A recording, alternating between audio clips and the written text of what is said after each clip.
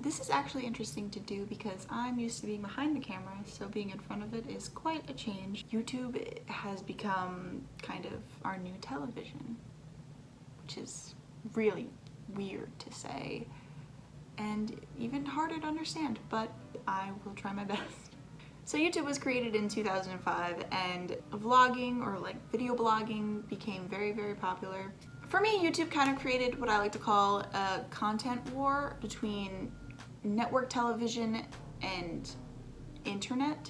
It kind of tied the two together. When YouTube was created, it, propelled pretty quickly. It led to thousands of videos being uploaded daily, and it kind of surrounded itself on being personal, kind of like a journal or, a video diary of talking about your day or what you're doing with your life, what's going on with you. I don't know, but I care. It was and is kind of the biggest free content website ever created. Correct me if I'm wrong, but YouTube is kind of everywhere. It's really hard to avoid.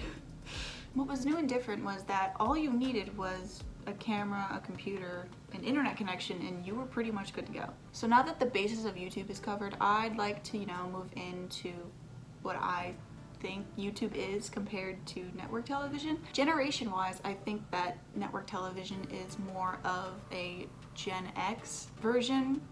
I don't know how else to articulate this.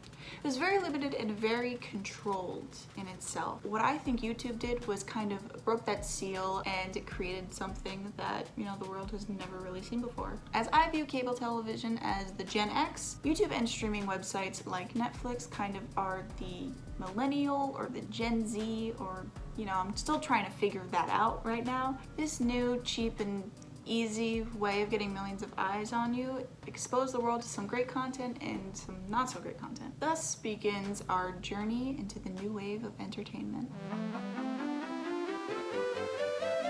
So the first section that I would really like to dive into are vloggers, since vlogging was one of the reasons why YouTube was created in itself. For one of the first times, everyday people had the ability to make content that they wanted to make and watch content that they wanted to watch. It was a utopia for the unfiltered and what I like to call a digital first amendment. When it fully picked up around the 2010s, YouTube was seen as the new form of television. Big companies kind of saw YouTube as a new way to broadcast their products to millions of people.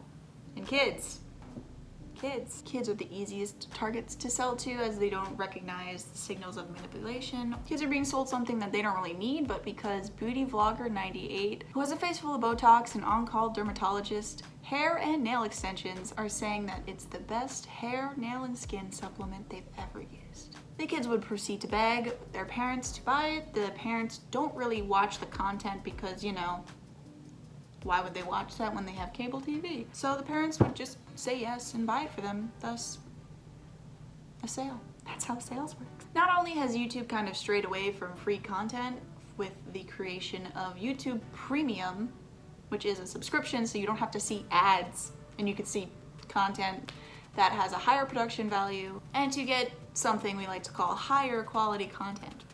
Remind you of something? It's quite obvious that the YouTubers they put in the shows are being controlled by higher ups and they're only kind of used as a face value. There's no real talent, I would say. It's hard to be talented, I know. I'm so sorry. No longer can people just pick up their cameras and talk about their lives. They have to give away cars or destroy cars and then give them away. Yeah, that's a real video. I wish I was kidding. A lot of family style vloggers that started out over 10 years ago, they had the relatability of not having a lot of money and just kind of creating videos that they wanted to watch and that they enjoyed.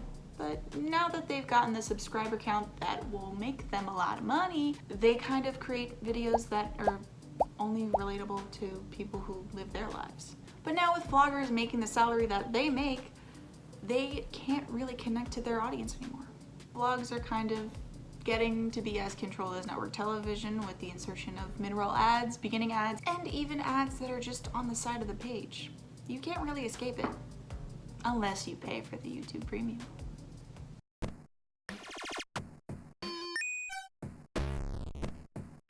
Gaming on YouTube began to increase its popularity around the 2010s with gamers like Felix Kjellberg, known as PewDiePie. This change really helped kids that maybe couldn't afford the new consoles that were coming out, couldn't afford the new games that were coming out, and just kind of wanted to watch the gameplay. When it started to become popular, the older generation didn't really understand what it was, why it was, who it was for, and they just claimed that it was the new generation of laziness.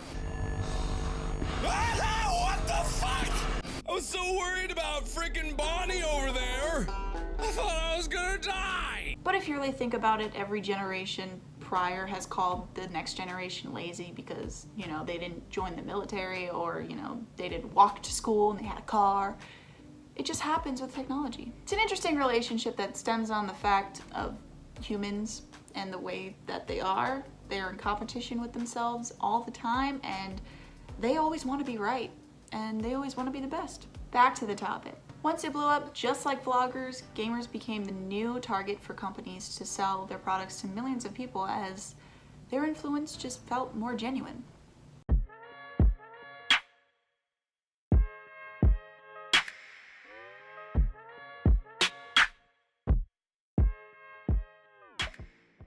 Now this is where YouTube gets real meta. People are making videos, watching other videos, and reacting to them. Whether it be music videos, viral videos, or their own videos. People are making this type of content and getting paid for it. I find this quite intriguing that people can make a living doing this. It just requires very little effort, doesn't really require you planning anything out. It's supposed to be a genuine reaction to something, so it's kind of the easiest thing you can do. Your job is to be entertained, basically.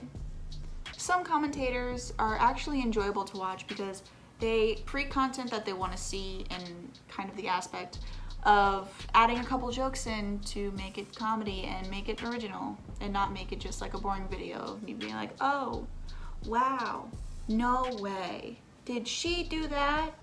The people that actually put the effort in to expose the content creators that are making YouTube have a bad name and making influencers have a negative perceived image. Here's a clip from Drew Gooden's video where he reacts and commentates on a popular YouTube channel called The Ace Family. And I don't see anything relatable about these people. I don't see anything human about them. It's like someone gets really rich from making content, and so now their content is basically just about how rich they are. But like, how did they get rich in the first place? Because you can't not be rich and get rich from making videos about how rich you are if you're not rich, you know what I'm saying? Like, I don't really know how Rice Gum blew up the way he did, but I feel like at a certain point, most of his videos are kind of just centered around how wealthy he is, you know, all the things he can buy from the money he's made from making videos. I kind of picked this out because I find it very eminent on what YouTube has become and what vlogging has become.